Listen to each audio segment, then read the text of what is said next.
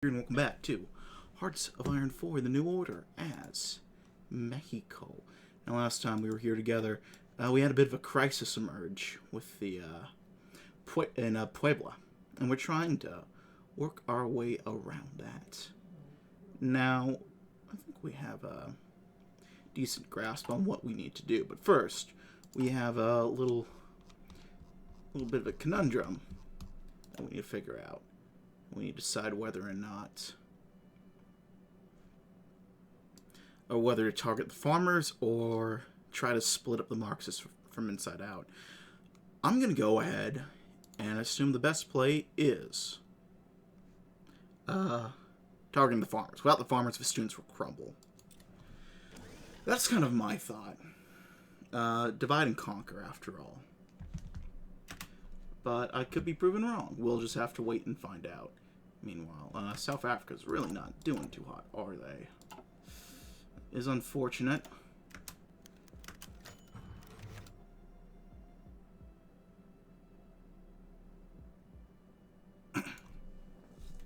Each protester marched onward. Down with the act. Down with Castillo.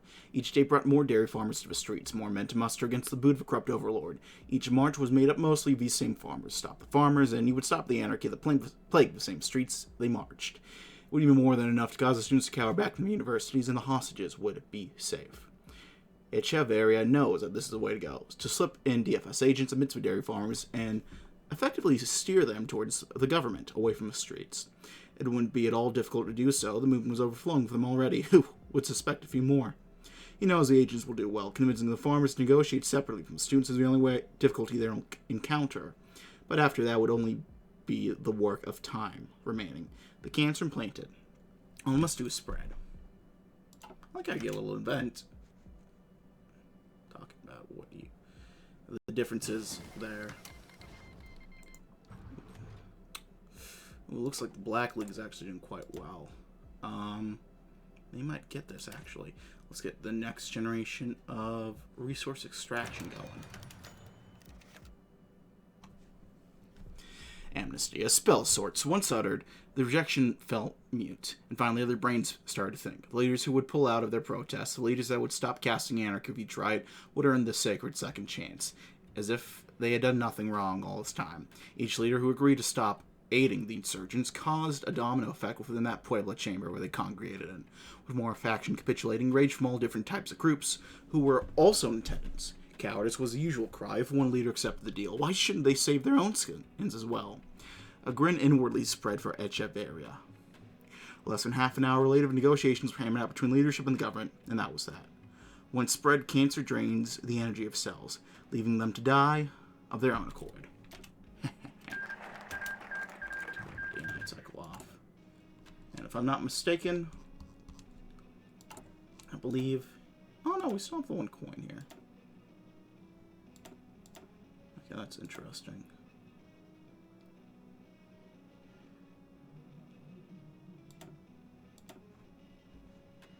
Alright,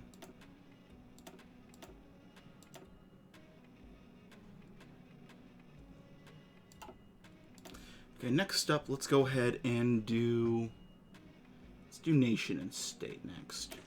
The troubled situation in Puebla has called for troublesome measures, but the revolution's most potent arm is one we bear lightly. The powerful ties between our people, our party, and our people.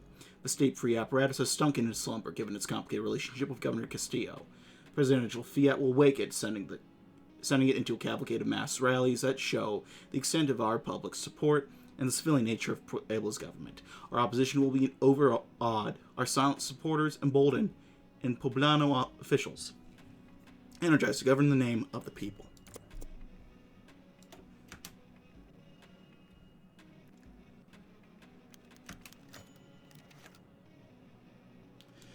A headache. Echeverria now understood why each time it plagued His Excellency, he had to compose himself and grab a glass of water. Apparently, dairy farmers had developed a conscience where they thought to demand more than he'd already given them, that their social power was working.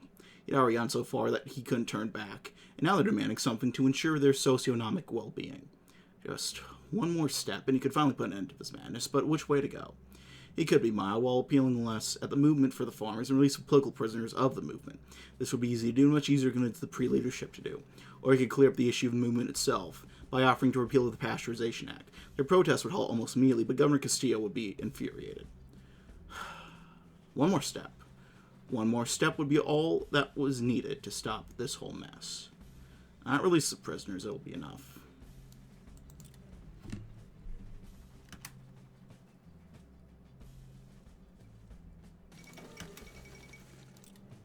Say enough in the English channel.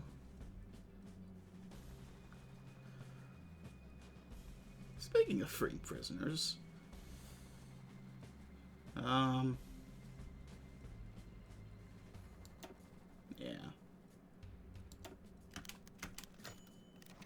Another part in winning over dairy farmers was actually deal with the problem that caused it flood of streets. Echeverria came to a realization shortly after. It wasn't the Pasteurization Act was bad, but that the conditions surrounding it were. They were protesting because of corruption, of monopoly choking out fund competition, and the small dairy farmers along with it. To rectify this, funds would be utilized to establish new pasteurization plants owned collectively by the farmers instead of Castillo. Echeverria isn't naive. He knows this will cause Castillo to lash out, along with those who are profiting from monopoly in the first place.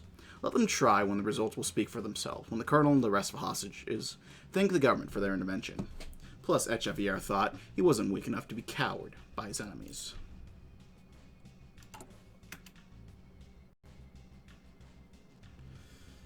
I'm not going to get enough political power. Dear Undersecretary Luis Echeverria Alvarez, during the revolution it was common for groups to splinter due to minor differences among them, fueling the chaos of the time. It was common, some 40 years ago, for ally to backstab ally, with the cycle of violence to continue as a crisis inside Mexico deepened. It was near omnipresent during that era. 40 years later, you have looked back into those dark days and decided to bring with you that very dagger. You have not only caused me undue stress, you have hampered the ability of the PRI to regulate the economy of Puebla.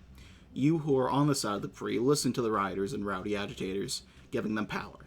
Power they will surely utilize. I'm already in contact with other governors who abhor this most recent action to destabilize Mexico, and other members of the party who feel the same way. This is your personal recommendation to halt funding for the new pasteurization plants to stop this misstep from having disastrous effects. Sincerely, Governor Antonio Nava Castillo. Oh.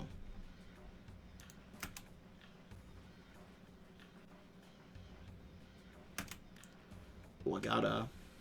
didn't realize I'd get... Alright, let's go ahead. Cut some ribbons and kiss some babies.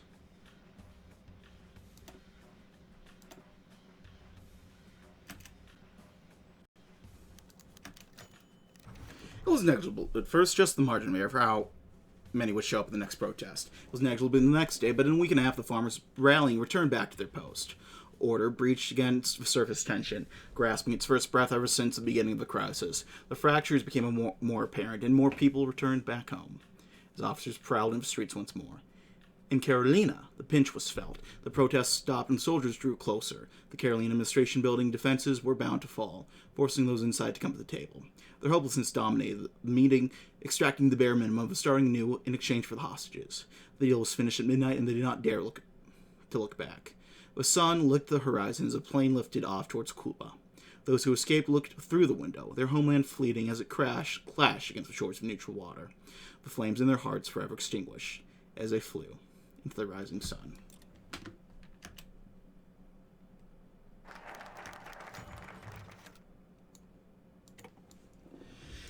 A procession led by a priest in a black cassock passed between rows of manicured shrubs.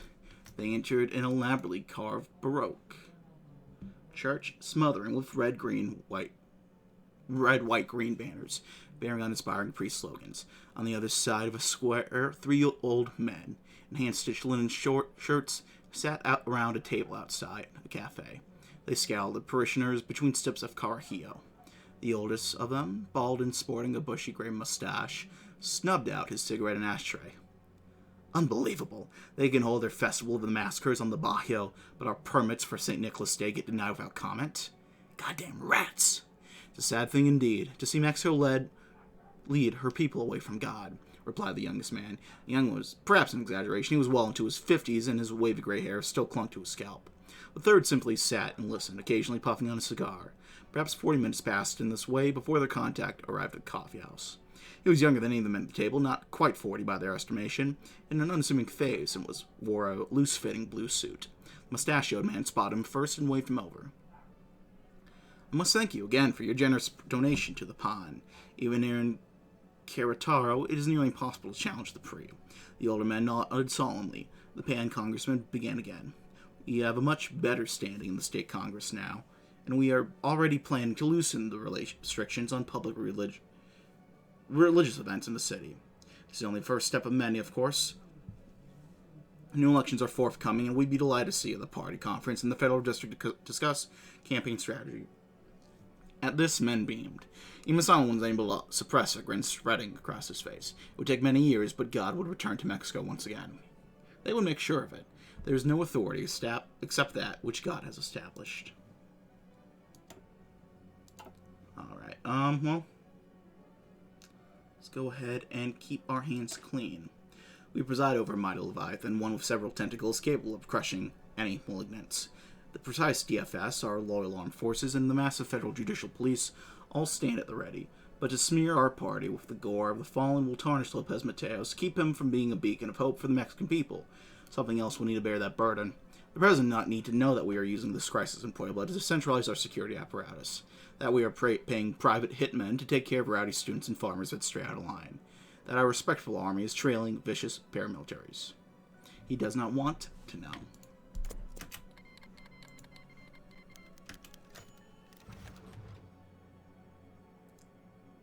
Oh, did Tlaxcala have a little thing? Let me go ahead. Hey, look at that. I'm going to go ahead and pause this real quick so we can read it. Tlaxcala, smallest of the United Mexican states, is better known for its pre-Columbian architectural marvels than political instability. Yet this land of ruins and agriculture is now aflame as chaos spreads from Puebla. Hundreds of thousands of Poblanos march against their authoritarian state governments and enforce pasteurization across the porous border. Tlaxcalans now take to the streets as well, in their smaller numbers in solidarity for neighbors and to protest for the consideration of similar laws in their own legislature. As riots consume the state capital, many urge a forceful response. Ancient Tlaxcala, once allied with Cortez and the Spaniards to overthrow Tenochtitlan, Tlaxcala of today must not be allowed to threaten its successor, the federal district.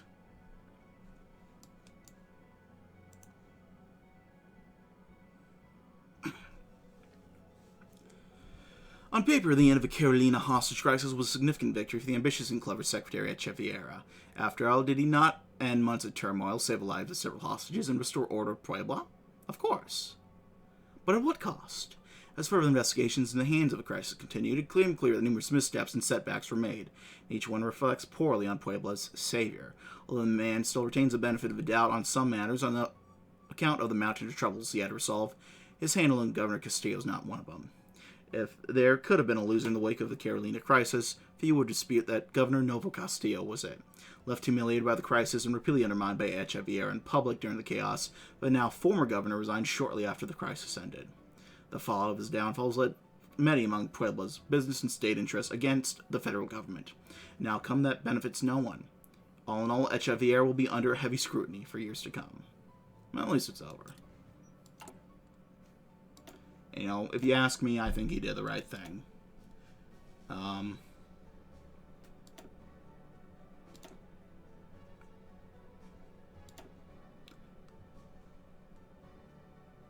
In this house, Echeverria is a hero.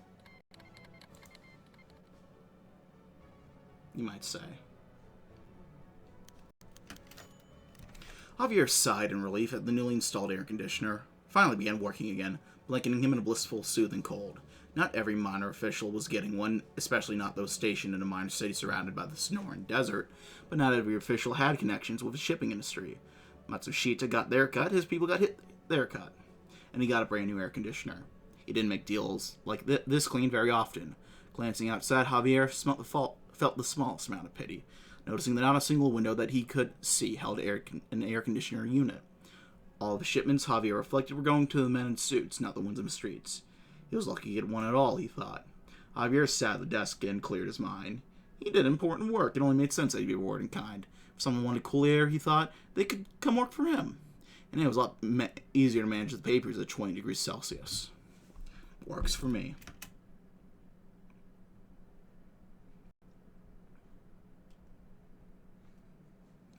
I wonder if I'm gonna mess around. I'm gonna be reloading some saves. So I apologize if you find this a little annoying or tedious. I'll pause the video so we can get a little longer, so we get actual proper content along with this exploration.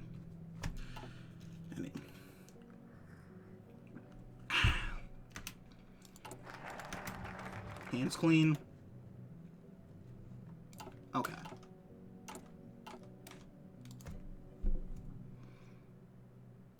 Because I swear I see sometimes where it doesn't take from the 3. Or it doesn't take from the only one that has political power.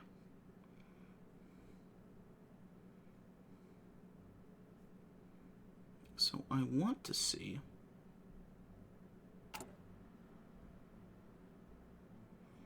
if there is a similar effect.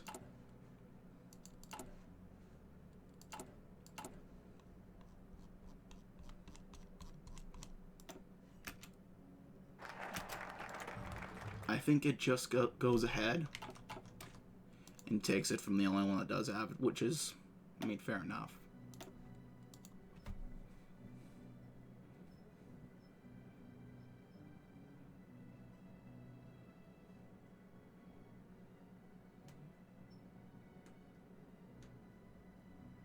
So I want to go ahead.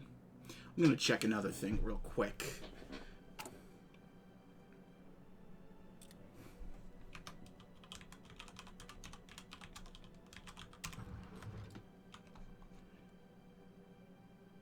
Ooh, I don't want to do anything like that, but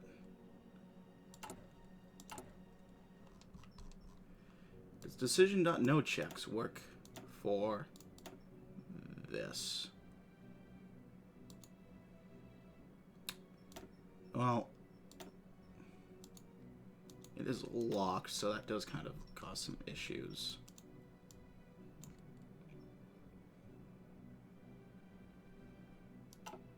Do have a ton of decisions here.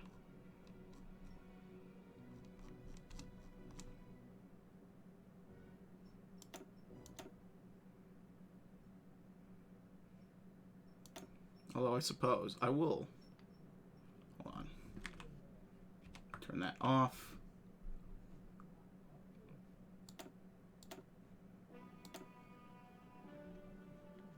I'll see if we can get... Okay, I'm gonna mess around a little bit more with the numbers, see if I can't get something to work out here.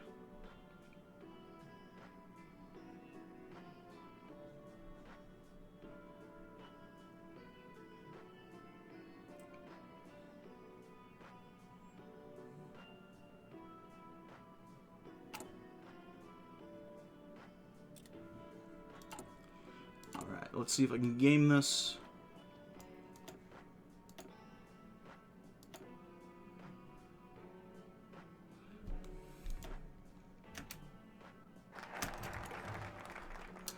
I don't think I can. I can't quite do it, at least. You know, I don't know if it matters too much. It would be nice to get everything up to 80, but... Well, that's the thing. I'm not sure if it's an average or if it's just a, something else. It's getting a unified revolution in the meanwhile. Mexican federalism is illegal and laughable. Fiction. The revolution provides a unifying ideal in its party. The PRI unites its politicians in common effort. Why then should we allow some states to fall further behind in their development, showing the instability we've seen in Puebla? President Lopez Mateos has proposed a shift back to centralized economic planning, not seen since Lázaro Cárdenas. To avoid wholesale disruption, the process would start relatively small, allocating for development pesos to regions based on federally determined needs. We'll provide our impoverished countrymen, and no grasping governor or legion of corrupt state bureaucrats will stand in our way. And there we go.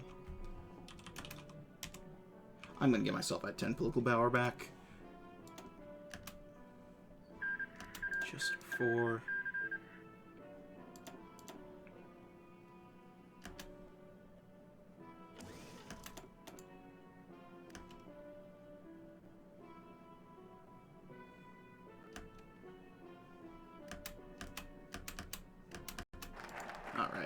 we go, unified revolution.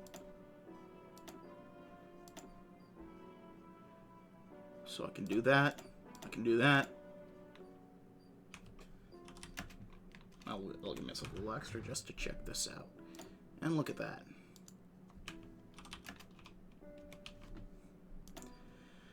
There we are. Look at that. Campaign going again. Perception will get up to 80 from here. Now let's get the Embers of Porfiriato. The Mexican Revolution is incomplete. Lopez Mateos will never say these words, but he feels them burned within his heart. Sees them enacted each day in the tragedy of Chuitla and the feudalism of Oaxaca, and the backwardsness of state government across the country. No more. The party's pact with cacique landowners will end in collectivization pursued with renewed vigor. A growing web of connections between state government, commercial interest, and the far right will be torn up under threat of CEN intervention. Indigenous communities will be granted resources through fair land demarcations, while leaving enough space to support industrial growth in their impoverished regions. Backward states will be aggressively modernized. Pasteurization is just a start, but there's so little time.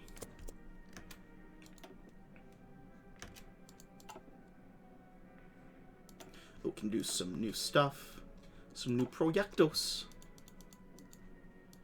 What was it? The Gulf and Central North. Here's Central North. Proyecto.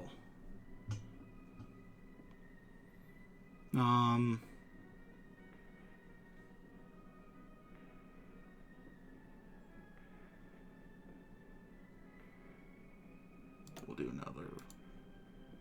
Do one of those.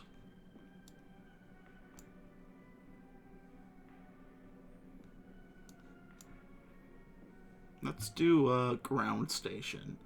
The Tuloncingo ground station. As the 20th century progresses onward, the space age has gone from fantasy to reality. Though Mexico may not have rockets in orbit, it must take advantage of it no less. The satellite communication array in the small city of Tuloncingo will mark one of the first investments into space telecommunication infrastructure, allowing for wireless communications for years to come. That's actually pretty cool. Let's do it.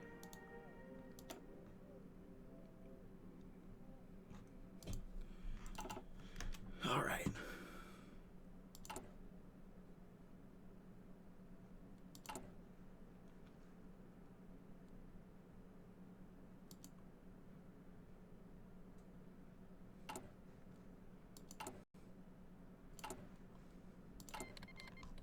I gotta remember to scroll down to the bottom.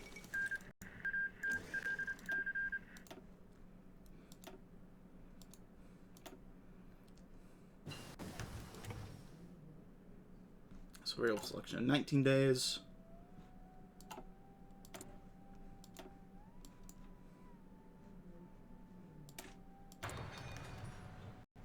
We'll do that, I guess.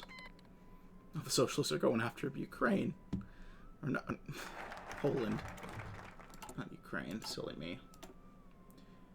Okay, interestingly enough, it looks like I don't think the 21 or the 7-day focuses take power. It's the 14-day ones, I think, if I understand it correctly.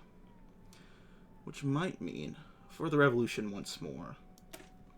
The Mexican Revolution is one of the most defining moments of our history, and most certainly the defining moment of the PRI. Our party was born from the Mexican Revolution and has carried forward a free spirit ever since, promoting Mexico as a free and fair place for all. Hunting towards such like that is only as effective as the action behind them. However, and President Lopez Mateos has proven that the revolution can still live in Mexico.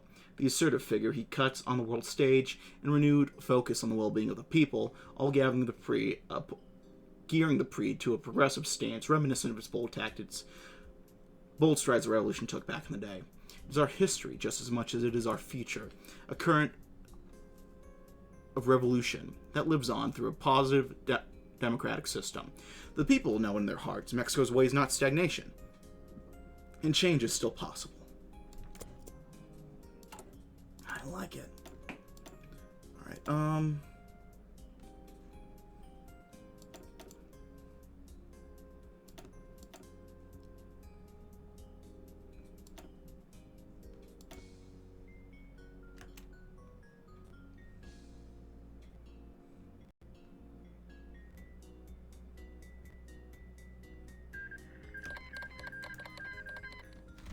I'm going to save real quick just to check to see if my assumption is correct. Because if it is not, I'll have to go ahead and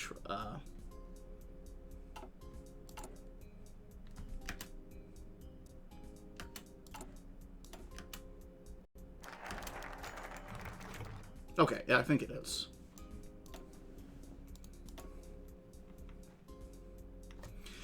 This I did not expect. No, not quite at this level. It's exceeding beyond my wildest dreams.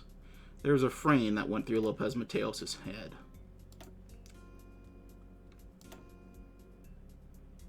We'll do this again. Semi-regularly, when the migraines were tolerable at least, the president had set 2 goals for himself on entering the National Palace. First, he would revitalize the Institutional Revolutionary Party, which had fallen to a state of discredited near moribundity. Second, he would leave his own legacy unsaleable. As his work began in 1958, he thought he might just be able to stabilize the PRI if nothing else. Securing his own legacy, he thought could possibly be a thing if that happened. Or it could not be. But the current results, these were not what he expected, not at all.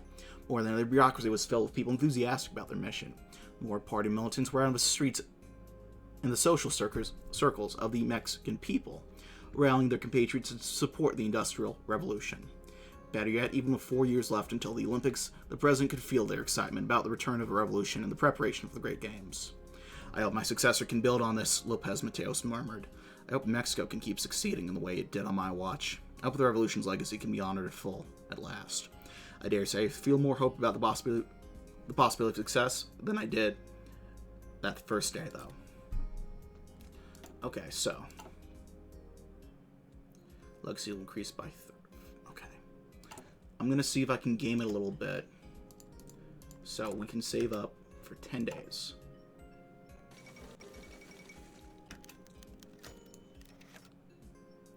Okay, that's the Tokyo Olympics. The U.S. Holy shit. Desperation breeds resourcefulness. Rodrigo knew every route, every souvenir stand, and every restaurant that the most oblivious tourists were at. The downtown historic district was his playground, a blank canvas upon which he could perfect his art form. Rodrigo unloads the latest haul amongst his roughneck friends. A watch here, a couple of dollars there, a chain, a purse, you name it. Fencing wasn't lucrative, but it gave Rodrigo something to work with, at least in a monetary sense. Every day he would come home to the Casa Grande, scared to talk to his father, worried he would inquire about his source of income. Jose knew that he'd been fired from the glass-blowing job weeks prior, and Rodrigo knew he would find out eventually. Something had to give. Honest work had to be done. Rodrigo came home one afternoon and looked at his father straight in the eye, handing him papers. Father, here you go. Jose sat down in his chair, reading the document as silence permeated the room, Rodrigo anticipating his father's reaction. After a minute, a neutral sigh leaves Jose's mouth. He's looking at his son. The army, huh? You in the army. It's honest work, Papa. His father had a way of hiding his emotions. Those eyes told the story. A deep stare towards the ground followed by him closing them. Are you ready for this, Rodrigo? Yes, Father, I am. Okay, so we need 4 more days for this. 4 more days for that. Okay. A ceasefire in the Philippines. Interesting. I didn't realize that was an option.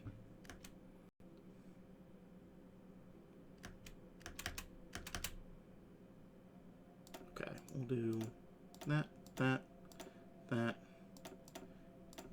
and that. And that saves 6 of 7 days. So we can go and do pure nationalism now. To betray one's country to foreign interests is the greatest crime of all. A willing admittance that you are too incapable to truly lead your nation and make the decision that benefit your people. It is a mark of weakness, one that President Lopez Mateos has avoided entirely by showing the nation and the world that he can bring a positive change without selling off Mexico in the process.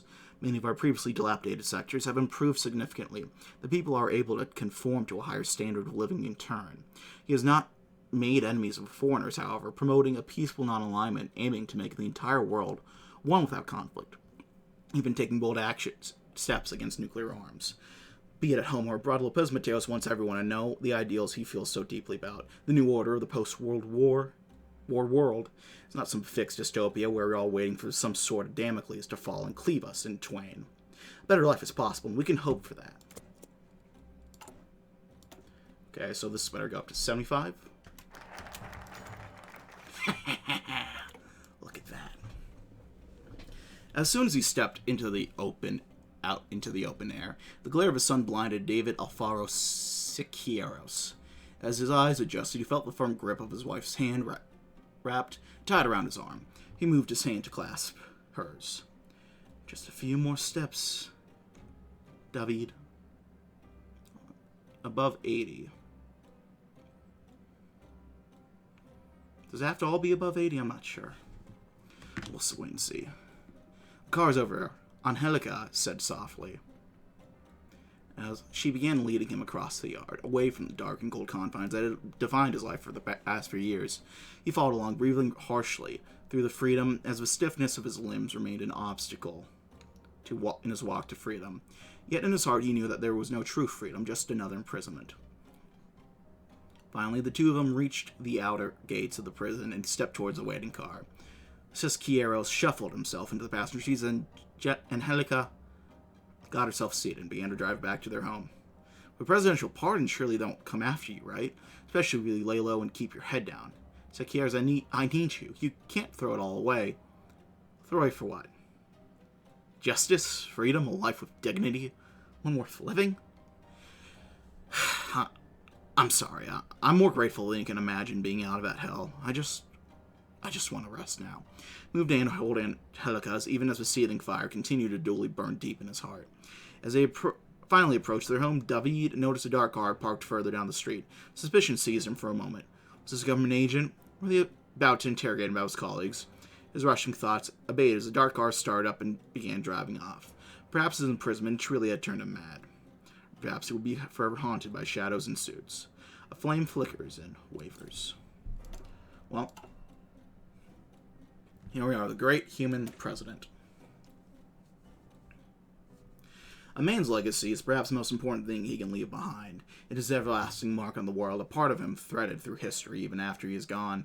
President Lopez Mateos has left behind a fine legacy for himself as his time as Mexico's leader ends.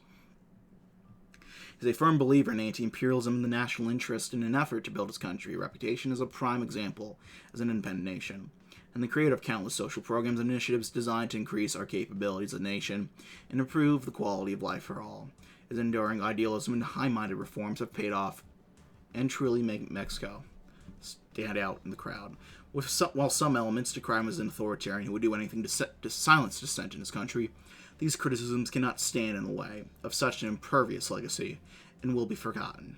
Whatever happens, Adolfo Lopez Mateos' memory will be cherished by our people, now and forever. It will set a standard above the morass of politics for future generations to aspire to.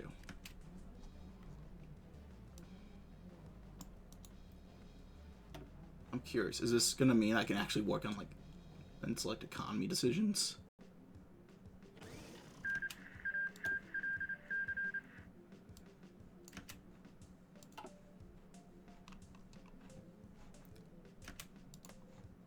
This is so fucking strange to see.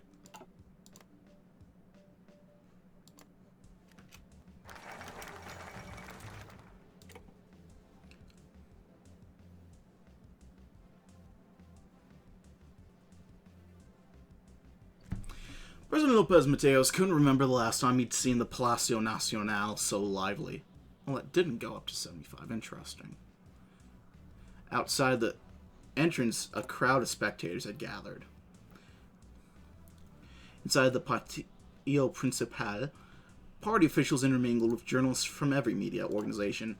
The palace gardens beyond, state governors had chatted with the diplomatic corps. They were all here for him to attend his last official banquet. Lopez Mateos felt as if a tremendous weight had lifted off his shoulders. Every decision he'd ever made had faced pushback from one faction to the pre or another, his choice of successor especially, but the respect he'd earned along the way had been enough to keep them all in line. The president was pulled away from the friendly conversation when ambassadors from the U.S. and Japan approached. Your Excellency. The American began, clutching a picture frame to his chest. The people of Mexico and millions more on both sides of the Pacific owe you a debt of gratitude. My colleague and I got you something to commemorate your greatest diplomatic achievement. Is that so? By all means, let me see it. The ambassador handed over the frame. Lopez Mateos was expecting some macabre reminder of what had nearly been the end of the world. Instead, he saw himself visiting a zoo in Sydney.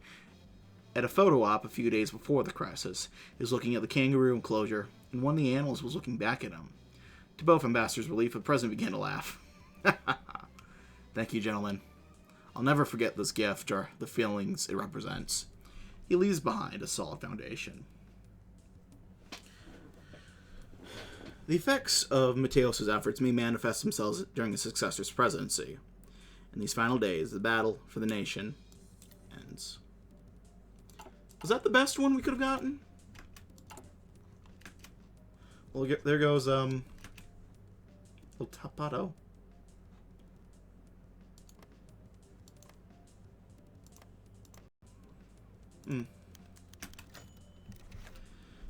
But Hospital... Is it Vente in Spanish? I think the Hospital Vente de Noviembre was one of the most important medical centers in the greater Mexico City area. One would have expected this would mean working conditions that respective needs of doctors and other medics working there. The doctors could swear any number of oaths before God and man that was never the case, and what is more, was becoming less and less so the more time passed. Evening came, then morning, yet no relief followed it. Supplies went missing at the worst times possible. Some suture could be needed to save an injured mother's life, and it would emerge that the materials had been sold off by some scavenger. Scalpels would be taken away for scrap, and the new ones would take 2 weeks to arrive. Cleaning was sparse, reinforcements infrequent, and rest or vacation only a possibility when doctors fell down unconscious. One might think that there's no way it could get worse, but it did. His hands shuddering, the director opened the directive from the Ministry of Health. He stammered out, due to economic situations beyond the control of the Ministry of Health, doctors and other staff at hospitals throughout the Republic cannot receive their regular pay bonuses at the time. There was silence, and then moans, shouts, and tears. Uh-oh. Oh, fuck. Oh, no. Oh. The owls cry on display once more.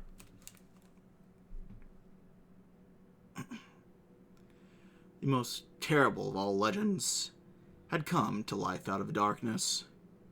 Yet now it stood smiling in ebon majesty, and with a human child resting trustfully on either arm. Arthur C. Clarke.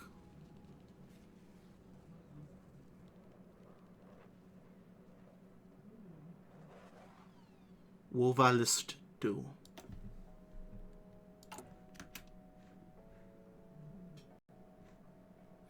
Well, boys, let's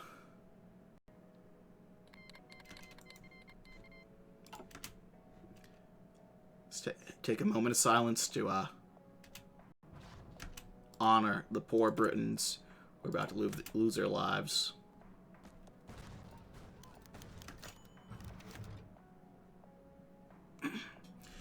What, and we're meant to sit around and tolerate this?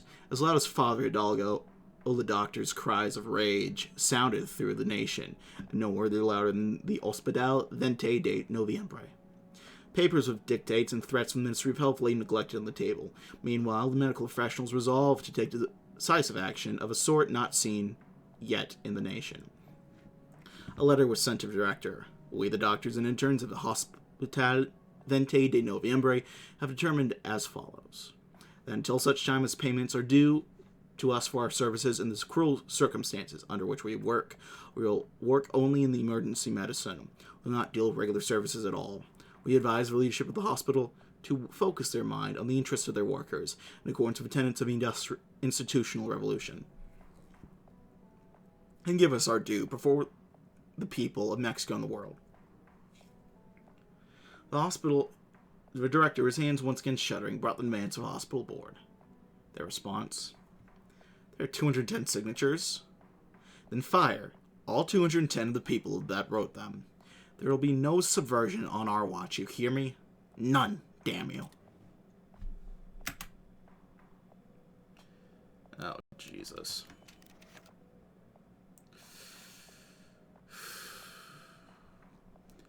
Machiavelli's thesis was not as useful as the board of the Hospital Vente de Noviembre hoped.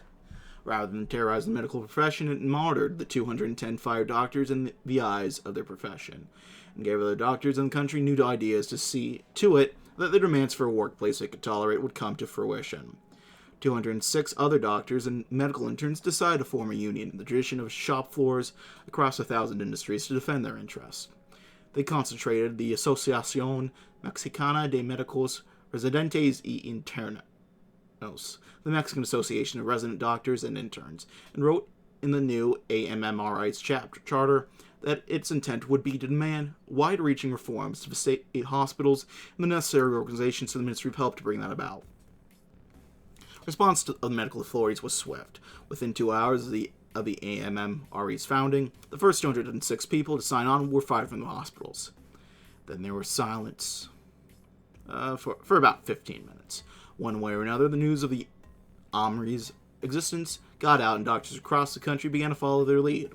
And this time with increasing sympathy for some hospital managements. Mass walkouts on a scale unheard of in Mexican medical history ensued. To its horror, the Mexican people began to learn about just what sort of hell their doctors were being put through. It was at this time that the news reached the president at Los Pinos. His head throbbed painfully as he read, and Lopez Mateos reached for more painkillers. His wife questioned his reliance on the drugs, to which he quipped, "I can't very well see a doctor about it now, can I?" The doctor's strike can be found in the decision stab in the life and GUI. The AMRI, a newly formed union of interns and medical students, has begun the doctor's strike. Never a quiet moment.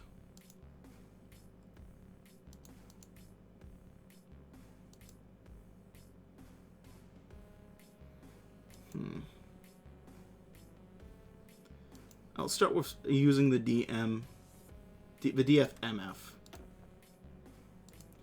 And here we go. The crisis of the doctor strike. We don't even have the new president I wanted to point out yet.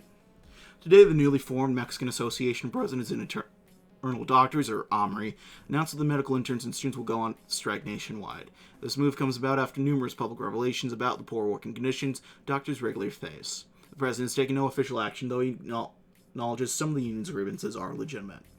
The strike has dealt a major blow to the Mexican healthcare system. Citizens with serious conditions and those of advanced age, including veterans of the revolution, fear they will not receive treatment. Some have accused the strikers of criminal social dissolution, while the National Confederation of Popular Organizations alleges that the AMRI is an illegal union with no right to organize. Let's hope this is resolved soon.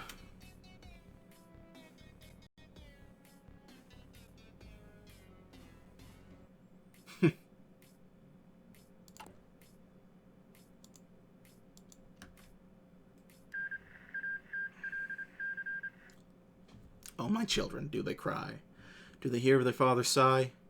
Now they look abroad to see. Now return, and weep for me.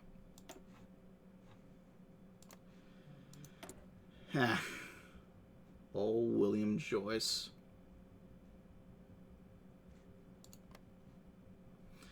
So much for the wholesome dentist.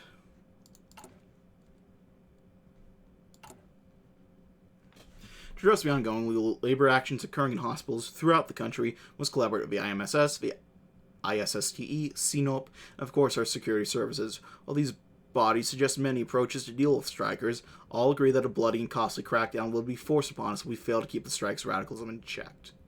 Additional information can be found in the crisis report, but the consensus is that radicalism must be equal to or below the following targets for this stage of the strikes. So, under 20 for interns and 20 for interns and 0 for doctors. Well,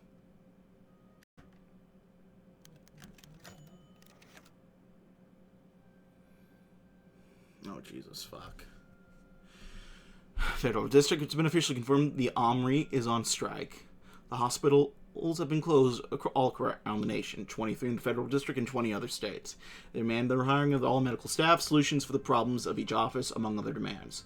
People all across the nation are suffering from lack of medical care, from the newborn to the elderly. Mexican people ask if the doctors don't care for their duties anymore, and if they do, why are they striking instead of fulfilling their oath? Now, Prensa has interviewed a patient in Hermosillo that is suffering from endometriosis and is in desperate need of surgery. The pain is unbearable. I've been waiting for months for the surgery, and now the doctor isn't here to help me. They give me some pills to make me feel better, but they don't work. I still feel the same pain as always. I cry every day until I sleep, wishing this pain would end. The woman, who chose not to identify herself, is one of thousands of civilians who are suffering from the strike. People cry and the doctors do not listen. They only care about their demands. The government has yet to state their opinion on the current crisis. The Prensa, December 8th, 1964. Fucking hell. Alright. Let's attempt to contact the government.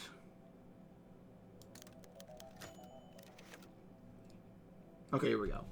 The great dome of the monument of the Revolution shielded Lupita's brow from the smog-refracted sun, but the arch's vast shadow also cloaked the feature of the president's private security and the director of the Institute of Security and Social Service for State Workers, waiting next to one of its towering stone walls. Merely meeting with these men was the Armory's greatest victory yet. The new union of medical interns formed outside the party's rigid corporate structure never secured an audience with representatives of the president and the most powerful officials in the land. A deniable meeting in a public place by a single representative, but an audience nonetheless. Lupita nodded to video. Their suits worth more than her full wardrobe. The secretary's chin gave a barely perceptible dip in response. And then his mouth opened. The strikes of your organization represent a clear threat to public order and public health. Your disruption to the ongoing medical service and your refusal to adhere to proper channels exposes you to criminal liability. The mouth closed into a hard straight line. The East State Director cast a brief glance at the secretary and then met Lupita's eyes. I fully concur with my colleague. My only addition is that your so-called union must continue to provide emergency care for the duration of this strike. Lupita's shoulders and back tightened, but she managed to spit out. And what are your responses to our demand? The secretary held up a hand. We don't have anything further to discuss. Good day. He gestured to the director, and the pair walked off, black shoes echoing on the monument's stone floor. Every time this massive revolution seemed to press down on Lupita. What the fuck is this question mark?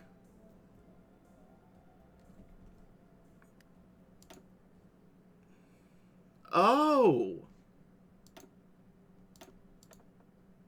I didn't realize that you could pop this back up. That's interesting.